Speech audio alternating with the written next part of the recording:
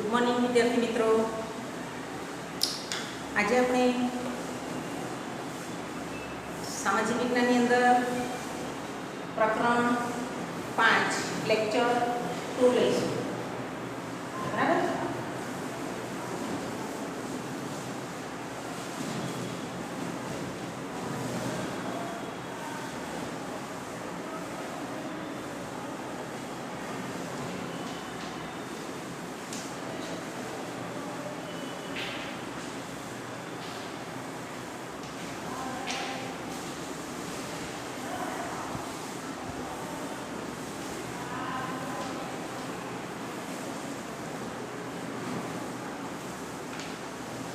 ભારત આઝાદી તરફ પ્રયાણ। પહેલા લેક્ચરની અંદર આપણે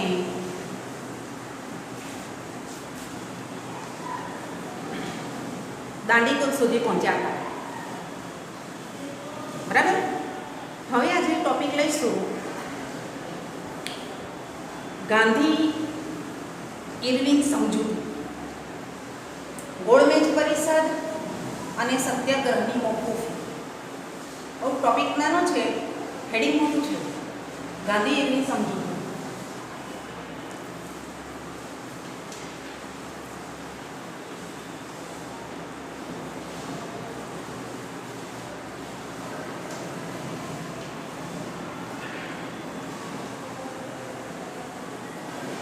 બ્રિટિશ સરકારે ભારતને કેવા પ્રકારનું બંધારણ તથા સુધારા આપવા માટે તે ગોળમેજ પરિષદો બોલાવી પહેલી પરિષદ લંડનમાં મળી નવેમ્બર 1930માં, પણ તે કોંગ્રેસની ગેરહાજરીને લીધે નિષ્ફળ ગઈ। આથી કોંગ્રેસને મનાવવા ગાંધીજી અને ઇરવિન વચ્ચે ગાંધી ઇરવિન સમજૂતી થઈ માર્ચ 1931માં, જેમાં સત્યાગ્રહની નીતિ, જેમાં મીઠું પકાવવાની સ્વતંત્રતા અને શાંત પિકેટિંગની સંમતિ એ મુખ્ય મુદ્દા હતા।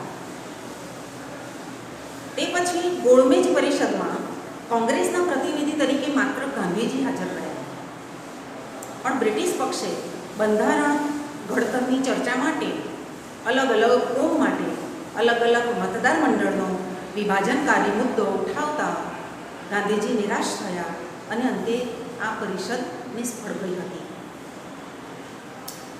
હવે ટોપિક બદલાય છે હિન્દ છોડો ચળવળ। 1942 થી 1943નો સમયગાળો છે હિન્દ છોડો ચળવળનો।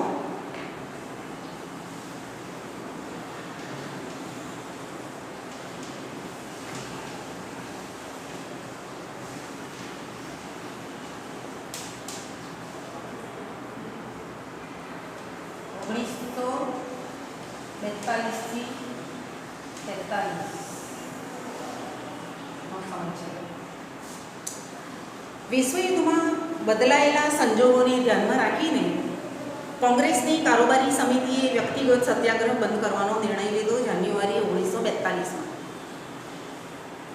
ક્રિપ્સ દરખાસ્તો દ્વારા સિદ્ધ થયું કે બ્રિટિશ સરકાર સત્તા છોડવા માંગતી નહોતી તથા હિન્દુસ્તાનને સ્વરાજ્ય આપવાનો એનો કોઈ ઈરાદો નહોતો। તે હિન્દની પ્રજાને છેતરવાનો પ્રયાસ કરે છે તેવું લાગતા ભારતીયો હતાશ બની રોષે ભરાયા।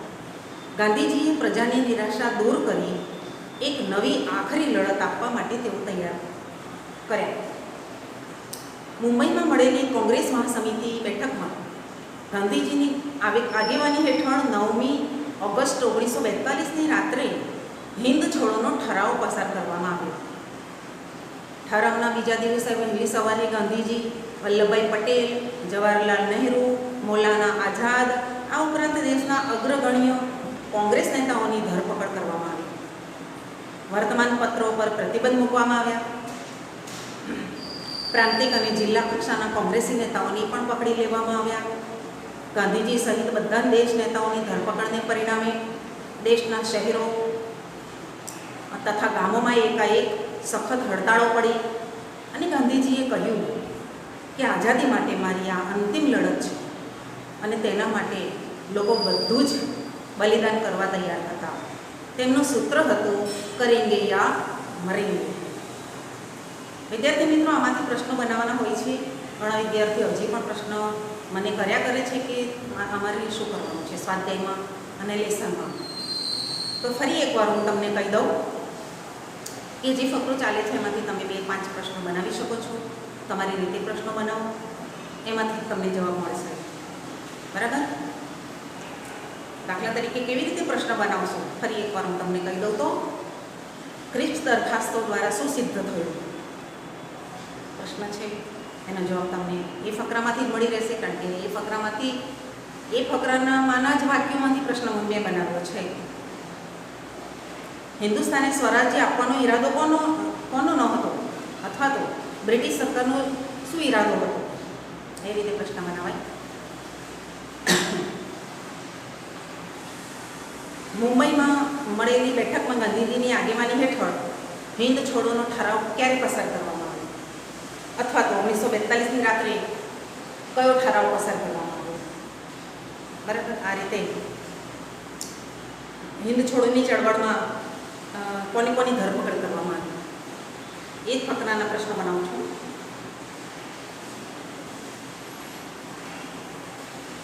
ગાંધીજીની અને દેશ નેતાઓની ધરપકડને પરિણામ શું આવ્યા? તો શહેરોમાં ગામોમાં અચાનક હડતાલ કરી. એવી રીતે ગાંધીજીએ શું કર્યું હતું, અથવા તો ગાંધીજી કેવી પ્રતિજ્ઞા લીધી કે આ મારી આઝાદીની અંતિમ લડત છે અને હું એના માટે બલિદાન આપવા તૈયાર છું. એમનું મુખ્ય સૂત્ર હતું કરેંગે યા મરેંગે.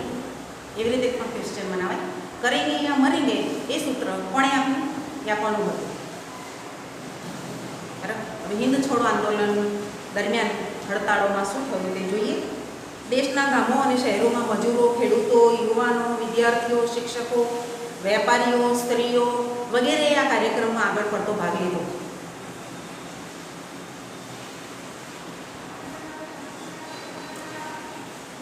જમશેદપુર લોખંડના કારખાનામાં તથા મુંબઈ અને મદ્રાસની કાપડની મિલોમાં હડતાળો પડી. અમદાવાદની કાપડની 75 મિલોના 1,40,000 મજૂરોએ 105 દિવસની હડતાળ શાંત અને અપૂર્વ હડતાળ પાડી. શાળા કોલેજોમાં હડતાળ પડી. અમદાવાદના 3.5 માસ સુધી બધા બજારો બંધ રહ્યા. એ દરમિયાન કેટલીક બીજી પ્રવૃત્તિઓ પણ થઈ સાથે સાથે. કઈ પ્રવૃત્તિઓ થઈ?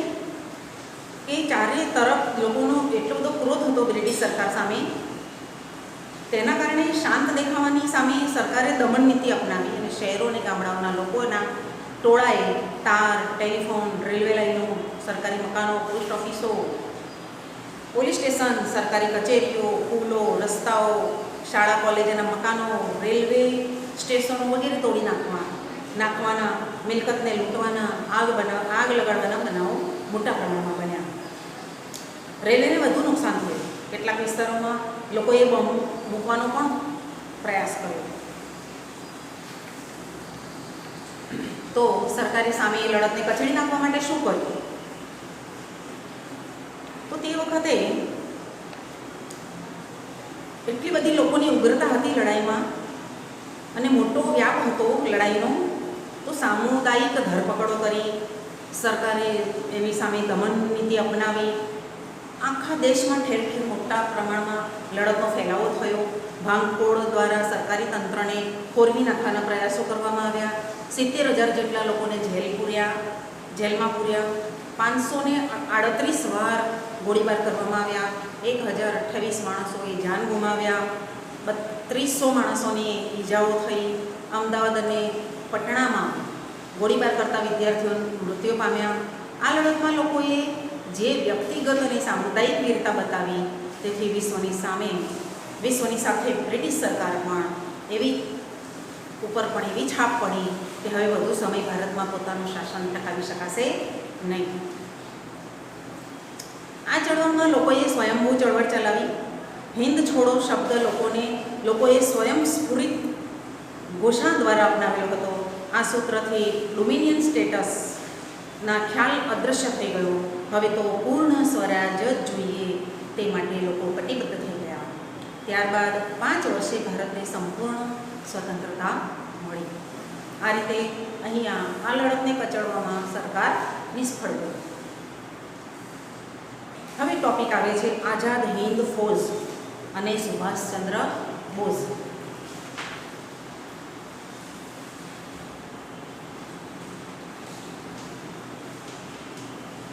આઝાદ હિન્દ ફૌજ અને સુભાષચંદ્ર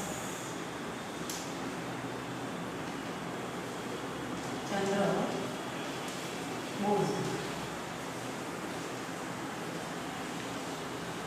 બહુ મહત્વનું વ્યક્તિત્વ હતું આપણા દેશ માટે સુભાષચંદ્ર બોઝનું. મિત્રો, જ્યારે જ્યારે દેશ ઉપર આપત્તિ આવે છે ને ત્યારે નાગરિકોની અંદર એક જનૂન અને દેશ પર મરી મીટવાની તમન્ના જાગે છે. અને આ રીતે નાગરિક જો જાગૃત રહે હંમેશા, તો અત્યારે તો આપણને આઝાદી પ્રાપ્ત થયેલી જ છે, પણ હવે પછી આઝાદીને કોઈ ખતરો ન રહે એ માટે આપણે હંમેશા તૈયાર રહેવું જોઈએ. તો આપણે સુભાષચંદ્ર બોઝના વ્યક્તિત્વને જોઈશું. સુભાષચંદ્ર બોઝનો જન્મ ઓરિસ્સા રાજ્યના કટક શહેરમાં થયો હતો 23 જાન્યુઆરી 1897. તેમના પિતા રાય બહાદુર જાનકીનાથ બોઝ કાનૂન ક્ષેત્રે વકીલ હતા. માતા શ્રીમતી પાર્વતી દેવી ધાર્મિક પ્રવૃત્તિવાળા હતા. આ બંગાળી છોકરો બ્રિટિશ સરકારમાં વફાદાર સેવક બનશે તેવી ભવિષ્યવાણી વિચારી હતી. જેણે ભારતની બ્રિટિશ હુકુમત સામે સ્વતંત્ર સેનાની તરીકે કામ કર્યું હતું. કોલકાતાની પ્રેસિડેન્સી કોલેજમાંથી ખૂબ સારા ગુણથી પરીક્ષા પાસ કરી વધુ અભ્યાસ અર્થે ઇંગ્લેન્ડ ગયેલા. ત્યાંથી ખૂબ અઘરી ગણાતી ICS ઇન્ડિયન સિવિલ સર્વિસની પરીક્ષામાં એ 4થા નંબરે ઉત્તીર્ણ થયા હતા અને પછી કોલકાતા પાછા ફર્યા હતા. કોલકાતાના પ્રેસિડેન્સી કોલેજમાં અંગ્રેજ અધ્યાપક કોર્ટ દ્વારા રંગભેદની નીતિઓ અને ભારતીય વિદ્યાર્થીઓના અપમાનજનક વર્તન અને અભિમાનના કડવા અનુભવોએ તેમના માનસમાં ક્રાંતિના બીજ રોપ્યા. તેમણે ભારતના સ્વાતંત્ર્ય સંગ્રામમાં ખૂબ રસ હતો. તેઓ હિન્દી મહાસભાના સક્રિય કાર્યકર્તા બની ગયા. તેઓ રાષ્ટ્રીય સ્વરાજ્ય પક્ષમાં જોડાઈ 1923માં ટૂંક સમયમાં યુવાનોના અતિ લોકપ્રિય નેતા બની ગયા. સવિનય કાનૂન ભંગની લડતમાં તેઓ મોખરે રહ્યા. જેલવાસ વેઠ્યો. ઈસવીસન 1938માં માત્ર 41 વર્ષની યુવાન વયે હરિપુરા એટલે સુરતમાં કોંગ્રેસ અધિવેશનના પ્રમુખ સ્થાને નિમણૂક પામવા જેટલી લોકપ્રિયતા અને યોગ્યતા એમણે દર્શાવી. સુભાષબાબુના ઉદાત્ત વિચારોને ગાંધીજીના વિચારો સાથે ખૂબ મેળ નહોતો બેસતો. તેમણે ગાંધીજી સાથે મતભેદ થતા કોંગ્રેસ છોડીને ફોરવર્ડ બ્લોક નામના નવા રાજકીય પક્ષની સ્થાપના કરી અને અવિરત સભાઓ સંબોધવી, દેશમાં પ્રવાસ કરવા, બ્રિટિશરો વિરુદ્ધ જનમત જાગૃત કરવા, ઠેર ઠેર પ્રવાસો કર્યા. હિન્દ સંરક્ષણ ધારાને આગળ ધરી તેમણે ધરપકડ કરી તેઓને કારાવાસમાં પૂરવામાં આવ્યા. ઈસવીસન 1940માં કારાવાસમાં એક રાજકીય કેદી તરીકે તેમની સાથે અયોગ્ય વ્યવહાર થતાં તેમણે આમરણાંત ઉપવાસ આદર્યા. તેમની તબિયત લથડતા તેમને પોતાના નિવાસસ્થાને જ નજરકેદ રાખવામાં આવ્યા. પરંતુ તેઓ પઠાણના છુપા વેશે કોલકાતાથી Peshawar, Kabul, Iran, Russia, Berlin પહોંચ્યા. 1942 28 માર્ચમાં જર્મનીમાં તેમનું ભારતીયોએ ઉષ્માભર્યું સ્વાગત કર્યું. બર્લિન રેડિયો પરથી તેમણે પોતાના દેશ બાંધવોને બ્રિટન સામે જિહાદ જગાવવાનો અનુરોધ કર્યો. જર્મનીમાં હિટલર સાથે ભારતની આઝાદી વિશે ચર્ચા કરી. તેઓએ પહેલાં રોમ અને પેરિસમાં સ્વતંત્ર ભારતને લગતા લશ્કરી એકમો સ્થાપી તેમાં 3000 ભારતીયોની ભરતી કરી. ભારતમાંથી છટકીને જાપાનમાં વસેલા હિન્દી ક્રાંતિકારી નેતા રાસબિહારી બોઝે બધા મંડળોને સાંકળતી એક સંસ્થા ઇન્ડિયન ઇન્ડિપેન્ડન્સ લીગ નામે મધ્યસ્થ સંસ્થા સ્થાપી. તેણે ભારતની સ્વાધીનતા પ્રાપ્ત કરવા માટે આઝાદ હિન્દ ફૌજ ઊભી કરવાનો નિર્ણય લીધો. જુદા જુદા દેશમાં વસતા હિન્દીઓ જેવા કે મલાયા, જાપાન, ચીન, સુમાત્રા, જાવા, હોંગકોંગ, બોર્નિયો, અંદામાન, બ્રહ્મદેશ વગેરે જગ્યાએથી 100 જેટલા પ્રતિનિધિઓએ હાજરી આપી. જેમાં જાપાનના હાથમાં યુદ્ધ કેદી તરીકે પકડાયેલા મોહનસિંઘે આ પરિષદમાં હાજરી આપી, જેમાં રાસબિહારી બોઝ મુખ્ય પ્રમુખ તરીકે ચૂંટાયા. હવે પછીનો મુદ્દો લઈએ, આઝાદ હિન્દ ફૌજ અને ઇન્ડિયન ઇન્ડિપેન્ડન્સ લીગ. આની અંદર મુદ્દો છે.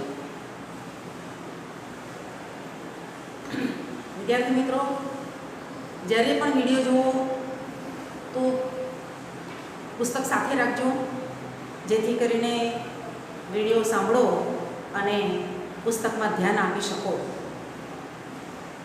અંગ્રેજોની કડક સુરક્ષા ભેદીને સુભાષચંદ્ર બોઝ એક સબમરીન દ્વારા બર્લિનથી સિફતપૂર્વક જાપાન પહોંચ્યા 1943માં. આ એક જબરજસ્ત સાહસ હતું. ત્યાં રાસબિહારી બોઝે હિન્દ મુક્તિની આ ફૌજ ઇન્ડિયન ઇન્ડિપેન્ડન્સ લીગની સર્વોચ્ચ નેતાગીરીની કામગીરી સુભાષચંદ્ર બોઝની સંભાળવામાં આવી. આ ફૌજ માત્ર હિન્દી સૈનિકોની અને હિન્દી અધિકારીઓની જ અને ભારતની મુક્તિ માટે જ લડશે તેવું નક્કી થયેલું, જેમાં જાપાન અને અગ્નિ એશિયાના હિન્દીઓની મદદ મળી. જાપાનના વડાપ્રધાન ટોઝો સાથે મુલાકાત થઈ. તેમણે હિન્દના પૂર્ણ સ્વરાજ માટે તમામ પ્રકારની સહાય જાપાન કરશે એવું નક્કી થયું. જાપાનીઝ લશ્કર હિન્દમાં આગળ વધે તેમ તેમ કામચલાઉ સરકાર ત્યાં રચીને ત્યાંનો વહીવટ તેમને સોંપશે અને જાપાન તેને માન્યતા આપશે. સુભાષચંદ્ર જાપાનથી સિંગાપુર ગયા ઈસવીસન 1943ની 2 જુલાઈ. ત્યાં સર્વસંમતિથી 4 જુલાઈ 1943 ઇન્ડિયન ઇન્ડિપેન્ડન્સ લીગના પ્રમુખ તરીકે તેમની વરણી થઈ. સાથોસાથ Rashbehari બોઝે Indian national army INA Azad Hind ફૌજના વડા તરીકે સ્વેચ્છાએ નિવૃત્તિ લઈ લીધી અને સુભાષચંદ્ર બોઝની આઝાદ હિન્દ ફૌજના વડા તરીકે નિમણૂક કરવામાં આવી. ત્યાં વસતા હિન્દીઓની પોતાની માતૃભૂમિને મુક્ત કરાવવા માટે યોગ્ય અને સમર્થ નેતા મળ્યો. ત્યારથી સુભાષચંદ્ર બોઝને તેમણે નેતાજીનું ગુલામનું નામ આપ્યું. નેતાજીએ સૈનિકોને 2 સૂત્રો આપ્યા, 3 સૂત્રો આપ્યા. ચલો દિલ્હી, તુમ મુझे खून दो मैं तुम्हें आज़ादी दूंगा. અને ત્રીજું સૂત્ર હતું જય હિન્દ. આ 3 સૂત્રો સુભાષચંદ્ર બોઝના આપેલા છે. પોતાના કુશળ દર્શન દ્વારા આરજી હુકુમતની રચના કરી દક્ષિણ પૂર્વ એશિયાના દેશોમાં પ્રવાસ કરી ભારતીયો પાસે માતૃભૂમિની સ્વતંત્ર કાજે તેમણે સર્વસ્વનું બલિદાન આપવાની માંગણી કરી. સુભાષચંદ્ર બોઝ દ્વારા કામચલાઉ સરકારની સ્થાપના પણ કરવામાં આવી. વડાપ્રધાન અને લશ્કરના સર્વોચ્ચ વડા બન્યા. હિન્દના કામચલાઉ સરકારને જાપાન, જર્મની, ચીન, ઇટાલી, બર્મા વગેરે દેશોએ માન્યતા આપી. આ સરકારે હિન્દી ભાષાને રાષ્ટ્રીય ભાષા, રાષ્ટ્રધ્વજ તરીકે તિરંગો ધ્વજ સ્વીકાર્યો. આવક માટે જાપાનની સહાય, સ્વૈચ્છિક ફાળો, મિલકત વેરો રાખવાનું નક્કી કર્યું. નેતાજીએ 1943માં અંદામાન નિકોબાર ટાપુની મુલાકાત લઈ અનુક્રમે શહીદ અને સ્વરાજ્ય તેવા નામ આપ્યા. સુભાષચંદ્ર બોઝની કામગીરીનો છેલ્લો મુદ્દો છે અંતિમ તબક્કો તેમનો બાબુ અને સુભાષ બાબુની શહીદી. નેતાજીના નેતૃત્વ હેઠળના સૈન્યની ટુકડીઓને રંગોન, પ્રોમ, કોહિમા જે હાલના નાગાલેન્ડની રાજધાની છે પ્રદેશો કબજે કર્યા મે 1944માં. તદુપરાંત ઇમ્ફાલ જે મણિપુરની રાજધાની છે એ પણ જીતી લીધી. પરંતુ બીજા વિશ્વયુદ્ધના આ સમયગાળા દરમિયાન અમેરિકાએ બ્રિટન તરફે યુદ્ધમાં ઝંપલાવ્યા અને જાપાનના નાગાસાકી અને હિરોશીમા શહેરો પર બોમ્બ વર્ષા કરતા જાપાને શરણાગતિ સ્વીકારી, જેથી નેતાજીથી આઝાદ હિંદ ફૌજને મળતી જાપાનની સહાય બંધ થઈ ગઈ. બ્રિટનના હવાઈ જહાજોની આઝાદ હિંદ ફૌજ પરના બોમ્બ મારાને લીધે સ્થિતિ વધુ વણસી હતી. નેતાજી સુભાષચંદ્ર આ કપરી પરિસ્થિતિમાં વિમાન મારફતે બેંગકોક, સાઇગોન અને ફોર્માસા ટાપુના તાઇપાઈ વિમાન મથકે પહોંચ્યા. પણ વિમાનમાં અકસ્માતથી આગ લાગતા હોસ્પિટલમાં સારવાર દરમિયાન અવસાન પામ્યા 18 ઓગસ્ટ 1945માં. અલબત્ત સુભાષબાબુનું આ વિમાન અકસ્માતમાં અવસાન થયું તે બાબત આજે પણ એક વણઉકેલ્યું રહસ્ય છે. તો આપણે એક વીર પરાક્રમી નેતા સુભાષચંદ્ર બોઝ વિશે ચર્ચા કરી અને લેક્ચર 2 પ્રકરણ 5નો વિડીયો આજે આપણે પૂર્ણ કરીશું. પ્રશ્નોના જવાબ બનાવતા જજો. પ્રશ્ન નાના નાના બનાવવાના છે, એક વાક્યના બનાવવાના છે અને તરત જ એની નીચે તેની સામે જવાબ લખવાના છે. નમસ્કાર.